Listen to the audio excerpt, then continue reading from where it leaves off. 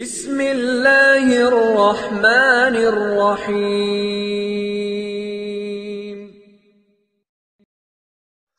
بسم اللہ الرحمن الرحیم وبہ نستعین۔ نسیم صبح کا پیغام لے کر حاضر خدمت ہیں۔ کل ہم نے بات کی تھی درود ناریہ سے متعلق۔ آج بعض باتیں اس کے متعلق مزید کرنا چاہیں گے، کچھ خاص نہیں، اصل خاص تو کل ہی ہو گیا، لیکن آج کچھ مزید آگے۔ ایک بات تو یہ کہ ایک اشکال یہ کیا جاتا ہے کہ درود ناریہ کو آخر درود ناریہ کیوں کہا جاتا ہے، اور ایک درود شریف کے ساتھ ناریہ لفظ استعمال کرنا کہاں تک مناسب ہے۔ پہلی بات تو یہ ہے کہ ہمیں اس کے نام سے کوئی بحث ہی نہیں ہے۔ اس کا نام درود ناریہ جن لوگوں نے رکھا سو رکھا، نہ ہم نے رکھا نہ ہمیں اس سے کوئی بحث ہے۔ اگر اس کو دوسرے لوگ درود تفریجیہ کہتے ہیں تو ہمیں ہرگز بھی کوئی مسئلہ نہیں ہے۔ تو ہمیں تو مسئلہ اس بات سے ہے کہ دراصل یہ ایسی چیز ہے کہ اس میں اللہ نے وہ تاثیر رکھی ہے کہ اس تاثیر سے ہم جتنا بھی فائدہ اٹھا لیں بس وہ تھوڑا ہی تھوڑا ہے۔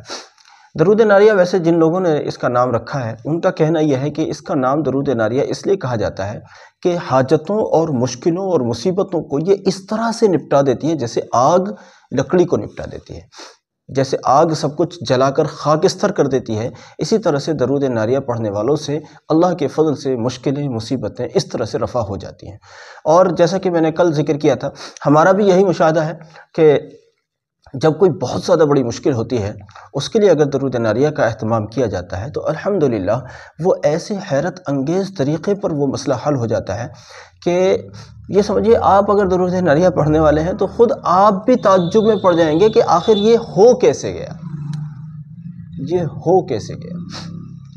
ہمارا مشاہدہ تو یہ ہے کہ اگر آپ کسی ایک چیز کے لیے پڑھ رہے ہیں تو 10 مسئلے آپ کے خواہ بھی حل ہو جاتے ہیں۔ ہمارا اپنا مشاہدہ تو یہ ہے۔ ہماری بعض حاجتیں فضل خداوندی سے اس کی برکت سے ایسی حل ہوئیں الحمدللہ جو ہمارے ذہن میں بھی نہیں تھی، یعنی اس کے طفیل ہم ان حاجتوں کو مانگ بھی نہیں رہے تھے، وہ کام بھی اللہ کے کرم سے اس کی برکت سے حل ہو گئے۔ ہمارے معاشرے میں ایک بہت بڑا مسئلہ ہے رزق کا، حالانکہ اس کی وجوہات کچھ اور ہیں۔ تو جہاں ایک طرف رزق کا مسئلہ ہے، لوگ کاروبار کے ستائے ہوئے ہیں، وہیں دوسری طرف شادی بیاہوں کے مسئلے ہوتے ہیں۔ اکثر رشتے نہیں لگتے، رشتے لگ جاتے ہیں تو پھر اسباب نہیں بنتے، شادیاں کیسے کریں، کیونکہ سنت و شریعت تو ہے ہی نہیں، اللہ معاف فرمائے، سنت و شریعت تو ہے ہی نہیں۔ بس ہم کہنے کو لوگ ہمیں مسلمان سمجھتے ہیں، ہم بھی اپنے آپ کو مسلمان سمجھتے ہیں، لیکن اللہ ہمیں معاف فرمائے اگر ہماری زندگیوں کو اٹھا کر دیکھا جائے تو ہماری زندگیوں میں اسلام نظر نہیں آتا۔ ہمارے نام مسلمان ہیں، کہنے کو ہم مسلمان ہیں، لوگ ہمیں مسلمان سمجھتے ہیں، لیکن دراصل اسلام ہماری زندگیوں میں نہیں ہے۔ نہ روزہ ہے، نہ نماز ہے، نہ حج ہے، نہ زکوٰۃ ہے، نہ شادی بیاہوں میں سنت ہے، نہ معاشرت میں سنت ہے، نہ کسی اور لحاظ سے سنت ہے۔ کسی بھی طرح سے ہمارے یہاں سنت شریعت نظر نہیں آتی۔ تو اصل ہماری مصیبت کی وجہ تو یہی ہے کہ ہم نے سنت اور شریعت کو چھوڑ دیا ہے، نعوذ باللہ۔ لیکن پھر بھی بہرحال ہمارا کام ہے سیدھے راستے پر لانا، کیونکہ ہمارا ماننا یہ ہے، ہمارا مشاہدہ بھی یہی ہے، ہمارا یقین اور ہمارا عقیدہ اور ہمارا اعتماد اور اعتقاد بھی یہی ہے کہ درود شریف پڑھنے سے آدمی زہد اور تقوی کی زندگی پر آ جاتا ہے۔ درود شریف پڑھنے سے انسان ولایت کے درجوں کو پہنچ جاتا ہے۔ اگر تقوی کے ساتھ درود شریف پڑھتا ہے تو پھر تو اس کے درجات جانے کتنی اسپیڈ سے وہ آگے نکل جاتا ہے، لیکن اگر تقوی نہیں بھی ہے اس کی زندگی میں، اگر شریعت نہیں بھی ہے تو ہم اس کو کہتے ہیں آپ درود شریف پر آ جائیے، شریعت پر زندگی اپنے آپ آ جائے گی انشاءاللہ۔ تو درود ناریہ کو اگر درود ناریہ کے علاوہ کوئی درود تفریجیہ کہتا ہے تو ہمیں کوئی مسئلہ نہیں ہے، لیکن درود ناریہ جو لوگ کہتے ہیں انہوں نے اس پر یہ وضاحت کی ہے کہ اس کو درود ناریہ ہم اس لیے کہتے ہیں کہ یہ اس طرح سے مشکلوں کو کھا جاتی ہے، جلا دیتی ہے، ختم کر دیتی ہے اللہ کے حکم اور فضل سے، کہ جس طرح سے آگ کسی بھی چیز کو جلا کر خاکستر کر دیتی ہے۔ اور جو حضرات اس کو درود تفریجیہ کہتے ہیں ان کا کہنا یہ ہے کہ بھائی یہ مشکلات میں راستہ نکالنے والی ہے، اللہ کے فضل سے مشکلات سے راستہ نکل جاتا ہے اس کو پڑھنے کی برکت سے، اس لیے وہ اس کو درود تفریجیہ کہتے ہیں۔ لیکن بہرحال درود تفریجیہ کہو یا درود ناریہ کہو، ہمیں اس سے بحث نہیں ہے، ہمیں تو اس سے بحث ہے کہ اللہ کا فضل ہے اس درود شریف کے پڑھنے سے نہ صرف یہ کہ انسان مایوس کبھی بھی نہیں دیکھا، بلکہ اگر آپ ایک حاجت کے لیے پڑھ رہے ہیں تو اس کے متعلقات اور جو 10 حاجتیں ہوتی ہیں جو آپ کے ذہن میں بھی نہیں ہوتی بعض اوقات، یا آپ انہیں مانگ نہیں رہے ہوتے، الحمدللہ وہ حاجتیں بھی فضل و کرم خداوندی سے حل ہو جاتی ہیں،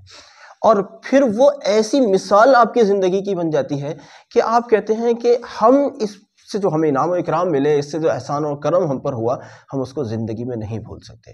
ان ایسا کہنے والوں میں ایک یہ فقیر بھی ہے۔ میں بھی یہی کہتا ہوں کہ اس کی برکت سے اللہ نے جو مجھے انعام و احسان اور فضل مجھ پر فرمایا، میں اب میری جو حاجت براری ہوئی، میرے ساتھ جو معاملات ہوئے، جو مجھ پر اللہ کا کرم ہوا، میں ان چیزوں کو کبھی نہیں بھول سکتا۔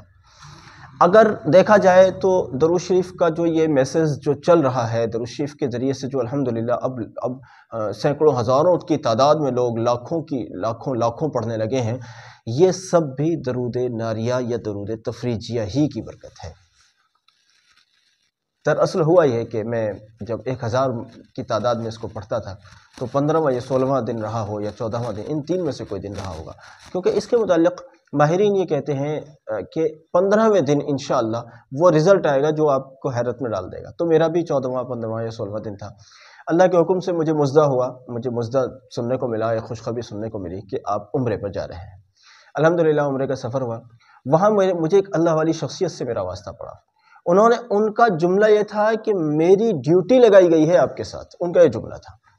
میری ڈیوٹی لگائی گئی ہے آپ کے ساتھ، روحانی طور پر تکوینی دنیا میں میری ڈیوٹی لگائی گئی ہے آپ کے ساتھ، اور بہت زیادہ وقت کے لیے میں آپ کے ساتھ نہیں ہوں، تھوڑے وقت کے بعد ہماری آپ سے رخصتی ہو جائے گی اور پھر کوئی دوسرا شخص آئے گا آپ کے ساتھ۔ یہ کیا تھا؟ یہ درود ناریہ تھا، کیونکہ درود ناریہ کی ہی برکت سے سفر ہوا، درود ناریہ کی برکت سے یہ ساری نعمتیں ملی، اور وہاں پہنچنے کے بعد اور بھی ایسے بہت سارے مشاہدات ہیں جن کو دراصل میں زبان پر لانا نہیں چاہتا۔ تو درود ناریہ کے پیچھے یوں الجھنے کے بجائے کہ یہ درود ناریہ ہے یا درود تفریجیہ ہے یا اس پر فلاں نے یہ کہا ہے یا فلاں نے یہ کہا ہے، اس کے چکر میں پڑھنے کے بجائے آپ تو اس سے فائدہ اٹھائیے۔ کسی نے کہا کہ اگر اس کو اگر پہاڑوں پر پیش کر دیا جائے تو پہاڑ ریزہ ریزہ ہو جائے، کسی نے ایسا کہا۔ کسی نے اس پر اعتراض کیا کہ ایسا کیسے ہو سکتا ہے، لیکن ہم تو بس وہی پرانی بات کہتے ہیں، میاں اعتراض بعد میں کیجئے گا، پہلے ذرا کر لیجئے، ذرا پہلے کریں تو صحیح، کرنے کے بعد پھر بتائیے گا کہ جو وہ جملہ جس نے بھی کہا ہوگا، معلوم نہیں جس نے بھی وہ جملہ کہا تھا وہ کیا غلط تھا۔ ذرا کریں پہلے، بس تھوڑا ہمت کا کام